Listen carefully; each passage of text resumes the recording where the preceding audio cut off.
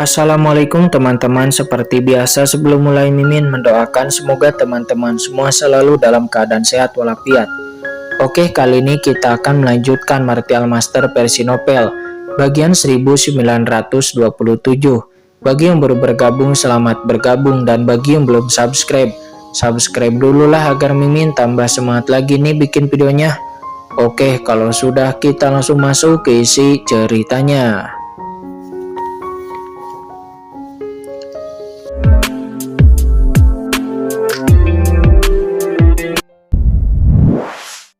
Bawah, itu karena Kaisar Wuyue 5 Gunung Suci, kata Kaisar Shimei.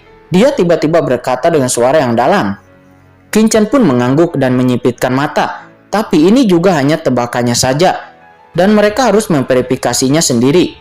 Namun Qin Chen tahu ini adalah dojo tempat Kaisar Wuyue dilahirkan. Kaisar bayangan dan para praktisi lainnya mengintai di sini, dan pastilah tempat ini memiliki beberapa rahasia yang tidak diketahui. Gumam Qin Chen setelah memikirkan itu. Sosok Qin Chen bergetar dan tiba-tiba Qin Chen muncul di dunia luar. Dan lalu Qin Chen diam-diam terbang menuju kedalaman Gunung Hunyue. Ini Meng Po. Dia menggunakan cara darurat untuk mengirimku pesan. Apa yang sedang terjadi? Meng Po selalu tertutup dan selalu mengasingkan diri sepanjang tahun. Bagaimana dia bisa tiba-tiba mengirim pesan? Kata Kaisar Yan. Dia merutkan kening dan kesadarannya langsung meresap ke dalam selip giok hitam. Jika orang lain mengirimnya pesan, maka Kaisar Yan mungkin tidak akan memperhatikannya secara langsung. Akan tetapi Meng Po berbeda. Mereka bertiga memiliki hubungan yang sangat dalam ketika mereka melakukan perjalanan ke dunia bawah. Dan yang terpenting tidak pernah terlibat. Dan yang terpenting Meng Po tidak pernah terlibat dalam urusan wilayah Shenluo. Dan jika sesuatu yang besar tidak terjadi, maka Meng Po tidak akan mengirimnya pesan. Tentu saja Kaisar Yan dari Istana 10 tidak akan mengabaikannya. Namun ketika Kaisar Yan membaca pesan tersebut pada selip giok hitam, tiba-tiba wajah Kaisar Yan berubah drastis. Ekspresi keterkejutan dan kemarahan tiba-tiba muncul di pupil matanya. Dan serangan di tangannya pun tiba-tiba berhenti. Dia melihat ke arah Kaisar Wuyue di depannya dengan kaget dan juga marah. Apa? Yan Mo sudah mati. Setelah dia meninggalkan wilayah Shenluo, sekelompok ahli Kaisar yang kuat secara paksa memasuki kota Pengdu dan menyerang, lalu membunuh Yan Mo di tempat. Sebelum kematiannya, Yan Mo meninggalkan pesan yang diduga ini terkait dengan Kaisar Wuyue dan klan Jurang. Ini apa yang terjadi? Kata Kaisar Yan. Dia sangat ketakutan dan marah. Pada saat ini serangannya terhadap Gunung Huangquan sepenuhnya berhenti dan tubuhnya tidak bisa menahan gemetar. Mustahil, bagaimana Kaisar Yan Mo bisa mati? Bukankah dia berbasis di kota Pengdu? Dan bukankah di sana juga ada jembatan Naihe dan juga sungai Wangchuan? Bagaimana dia bisa mati? Pada saat ini kemarahan di hati Kaisar Yan belum pernah terjadi sebelumnya muncul. Karena dari zaman kuno Kaisar Yan Mo dan Kaisar Meng Po telah bekerja sama untuk menjelajahi dunia bawah. Hubungan mereka bertiga sangat dekat seperti saudara. Tetapi sekarang Kaisar Yan Mo sudah mati. Dia meninggal di tangan bawahan Kaisar Wuyue. Kaisar Yan tiba-tiba mengangkat kepalanya dan melihat ke belakang ke arah Kaisar Wuyue. Matanya menunjukkan kemarahan dan dingin. Jika Yan Mo benar-benar mati di tangan orang-orang di bawah komando Kaisar Wuyue, maka kemungkinan besar kepergiannya ke wilayah Shenluo menuju ke Laut Bencana Abadi itu semuanya telah diatur oleh Kaisar Wuyue. Dengan cara ini, berita tentang Laut Bencana Abadi dan Gunung Huangquan seharusnya Kaisar Wuyue lah yang telah merencanakannya. Pada saat ini seluruh tubuh Kaisar Yan menggigil kedinginan, seolah-olah dia telah jatuh ke dalam gudang es. Apa artinya ini? Artinya semua yang dia lakukan itu semuanya telah diatur oleh Kaisar Wuyue dan sepenuhnya dia dikendalikan olehnya. Tanpa serangan dari Kaisar Yan, serangan di Gunung Huangquan pun segera melemah dan formasi yang awalnya akan runtuh pun dengan cepat menjadi stabil lagi. Segera wajah Kaisar Yan menjadi gelap dan dia segera berbalik menghadap Kaisar Wuyue. Namun Kaisar Wuyue tiba-tiba memarahi Kaisar Yan dengan cemberut. Kaisar Yan, Gunung Huangquan ini akan segera ditembus. Mengapa kamu tiba-tiba berhenti? Kata Kaisar Wu Yue. Akan tetapi begitu dia menoleh, dia melihat mata Kaisar Yan yang sangat marah dan juga dingin. Dia tiba-tiba terkejut. Apa yang terjadi? Kenapa kamu bertanya padaku? Seharusnya kamu tahu kenapa aku berhenti. Kata Kaisar Yan. Dia berteriak dengan marah. Dan saat melihat ketidakpercayaan di mata Kaisar Wu Yue, dia tiba-tiba mengaktifkan istana ke-10 dan dia lalu melancarkan serangan ke arah Kaisar Wu Yue dengan energi dunia bawah yang menakutkan seperti lautan luas, menutupi Kaisar Wu Yue dalam sekejap. Kaisar Yan, apa yang kamu lakukan? Kata Kaisar Wu Yue. Dia meraung, ekspresinya ketakutan dan juga marah.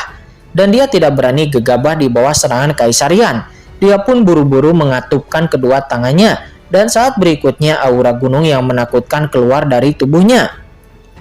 Pegunungan yang megah itu seperti binatang buas purba yang muncul dari dunia bawah kuno. Itu meledak dari kehampaan dan menabrak istana ke-10 dan duar. Raungan yang mengejutkan pun bergema, dan istana 10 Hades nampak bergetar hebat.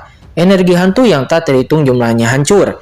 Istana 10 Hades yang gelap langsung terguncang dan terbang mundur oleh suara gemuruh. Sementara Kaisar Wu Yue juga mundur dengan keras di bawah pukulan ini. Dia hanya merasakan tangannya mati rasa dan energi serta darah di tubuhnya melonjak. Dia pun memandang Kaisar Yan dengan kaget dan marah. Kamu gila, kata Kaisar Wu Yue. Dia mengutuk dengan marah. Apa yang salah dengan Kaisar Yan ini? Dan pemandangan di sini pun juga langsung mengejutkan semua orang yang hadir. Ini bagaimana situasinya? Mengapa Kaisar Yan dan Kaisar Wu Yue mulai bertarung? Kaisar Wu Yue, apakah kamu orang gila? Aku tidak pernah menyangka bahwa kamu telah berkolusi dengan klan Jurang dan kamu diam-diam telah menjebakku dan juga membunuh Kaisar Yanmo. Kata Kaisar Yan. Dia dipenuhi dengan aura membunuh. Apa? Kaisar Wu Yue bekerja sama dengan klan Jurang? Kata-kata Kaisar Yan pun seketika mengejutkan semua ahli Kaisar Agung dan juga orang-orang kuat lainnya yang hadir, menyebabkan gelombang keributan. Sementara pupil mata Kaisar Wu Yue tiba-tiba menyusut dan kemudian dia berteriak dengan marah. Kaisar Yan, apa yang kamu bicarakan? Siapa yang bekerja sama dengan klan Jurang? Kata Kaisar Wu Yue. Kaisar Yan saat ini melihat Kaisar Wu Yue dan dia dapat melihat ada kilatan kepanikan dan kemarahan pada pupil mata Kaisar Wu Yue. Ekspresi tidak normal itu membuat hati Kaisar Yan terbakar amarah. Padahal di saat mendapatkan kabar tersebut dari Meng Po, dirinya memiliki sedikit harapan di hatinya, berharap bahwa pesan dari Meng Po hanya sekedar kesalahpahaman. Namun kini setelah melihat kepanikan di mata Kaisar Wu Yue, dia pun sepenuhnya memverifikasi bahwa apa yang diberitahukan oleh Kaisar Meng Po itu adalah kebenaran. Jika tidak, Kaisar Wu Yue tidak akan memperlihatkan ekspresi seperti itu. Kaisar Wu Yue, aku tidak pernah menyangka kamu akan menjadi orang seperti itu, kata Kaisar Yan, berkata dengan terkejut dan juga marah. Hatinya bergetar. Jika kamu benar-benar bekerja sama dengan klan Jurang, maka apa yang terjadi di Laut Bencana Abadi? Itu juga Anda yang dengan sengaja ingin membuatku keluar dari wilayah Shenluo. Dan juga apa yang terjadi di Laut Bencana Abadi, kamu sengaja membiarkanku untuk melihatnya. Kata Kaisar Yan. Dia terus berkata dengan ngeri. Jadi intinya cerita tentang Kaisar Yoming juga salah. Namun Kaisar Yan dapat merasakan Kaisar Yoming dengan jelas waktu itu. Dan mungkinkah Kaisar Yoming juga telah bekerja sama dengan Kaisar Wu Yue? Dan juga Gunung Huangquan ini pasti juga telah menjadi. Memikirkan hal ini, Kaisar Yan tidak dapat lagi menahan kepanikan di hatinya. Dan dia tiba-tiba memandang Yan Po. Apakah Yan Po ini juga adalah orangmu? Begitu Kaisar Yan mengatakan ini, tidak ada reaksi dari yang lain. Namun Yan Po yang ditangguhkan dalam formasi dan menahan serangan juga tiba-tiba mengubah wajahnya sedikit. Dan sedikit kepanikan muncul di pupil matanya. Dan dia buru-buru menatap Kaisar Wu Yue. Namun setelah melakukan gerakan ini, Yan Po sepertinya menyadari ada sesuatu yang tidak beres. Dan dia buru-buru membuang muka lagi dan ekspresi wajahnya tiba-tiba memadat. Namun ekspresi ini sepenuhnya menarik perhatian Kaisar Yan dan juga Kaisar Yan nampak kaget juga marah. Tanpa diduga, Yan Po ini juga merupakan anggota Kaisar Wu Yue. Memikirkan kembali tindakannya sebelumnya, hati Kaisar Yan dipenuhi dengan kedinginan. Dia selalu dituntun oleh penglihatannya dan bangga akan hal itu. Dan dia telah meninggalkan pengawasan rahasia di dojo Kaisar Wu Yue. Bahkan mungkin orang yang ditundukkannya itu semuanya berada di bawah kendali Kaisar Wu Yue. Memikirkan hal ini, Kaisar Yan tidak lagi ragu. Dia lalu dengan keras mengeluarkan energi dunia bawah yang menakutkan. Tiba-tiba dia membakar tubuhnya. Dia pun dengan cepat mengaktifkan istana Hades ke-10-nya dan mundur jutaan mil dalam sekejap. Jika Yan Po dan Kaisar Wu Yue benar-benar berkolusi, maka Gunung Huangquan ini kemungkinan besar adalah sebuah konspirasi. Sebuah konspirasi untuk melawan dirinya. Pergi, dengan pikiran di benaknya Kaisar Yan. Seluruh tubuhnya langsung berubah menjadi sinar cahaya. Dan Kaisar Yan terbang menuju langit yang jauh. Dia tidak lagi peduli dengan Gunung Huangquan. Melihat Kaisar Yan pergi seperti ini, ekspresi Kaisar Wu Yue berubah. Dia terkejut dan buru-buru berkata, "Apa yang kamu bicarakan? Hentikan dengan cepat. Jika ada yang ingin kamu katakan, bicaralah. Mungkin ada kesalahpahaman antara kamu dan aku, Kaisar Yan," kata Kaisar Wu Yue. Pemahamannya tentang Kaisar Yan, jika terjadi sesuatu yang besar, maka Kaisar Yan tidak akan pernah bereaksi seperti sebelumnya. Memikirkan hal ini, Kaisar Wu Yue tidak bisa lagi menahan diri. Dia diam-diam melirik kepada Yan Po di belakangnya dan tanpa memperdulikan hal-hal lain.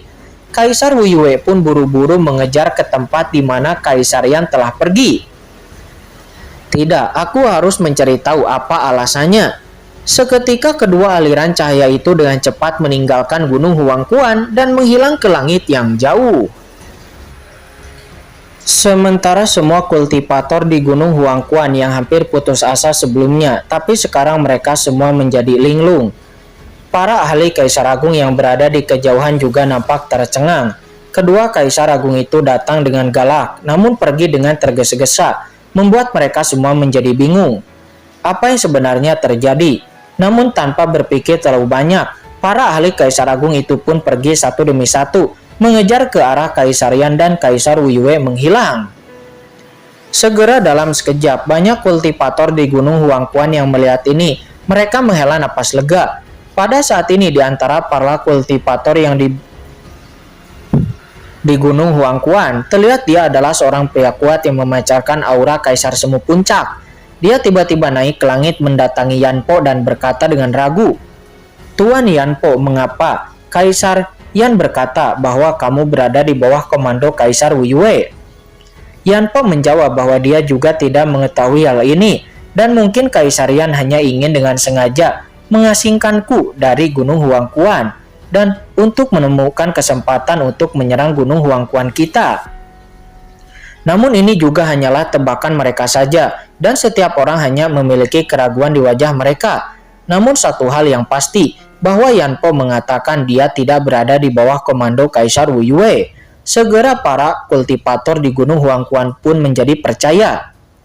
Dan lalu seorang kultivator lainnya berkata, "Tapi Tuan Yan Po, mereka tadi mengatakan bahwa Kaisar Yoming masih hidup. Apakah menurut Anda Kaisar Yoming benar-benar masih hidup atau tidak?" Ketika kata-kata ini keluar, para kultivator lainnya nampak bersemangat. Namun Yan Po mendengus dingin dan berkata, "Apa yang kamu pikirkan? Hampir pasti ayah angkatku telah meninggal saat itu. Namun, jika dia masih hidup, kenapa dia tidak kembali ke Gunung Huangquan setelah bertahun-tahun? Akan tetapi tidak apa-apa, selama masih ada kemungkinan bahwa ayah angkatku masih hidup, maka aku harus menyelidikinya," kata Yan Po. Setelah mengatakan ini, segera bayangan buram langsung terpisah dari tubuh Yan Po dan dia seketika meninggalkan Gunung Huangquan. Dan itu adalah proyeksi Yan Po. Dalam sekejap banyak kultivator terkejut. Itu jelas merupakan tiruan atau cloning dari Yan Po. Sementara Yan Po sosok aslinya sendiri menjelaskan bahwa hubungannya dengan ayah angkatnya, sekalipun peluang ayah angkatnya masih hidup, itu kecil, tetapi Yan Po tidak bisa melepaskannya. Dan dia akan memisahkan proyeksinya terlebih dahulu untuk menceritahu keberadaan ayah angkatnya yaitu Kaisar Yoming. Sementara semua orang lain di Gunung Huangquan diminta untuk menyembuhkan luka-lukanya terlebih dahulu. Kemudian sosok asli Yan Po, dia melihat kegemparan, wajahnya muram, tubuhnya bergoyang dan dia tiba-tiba menghilang.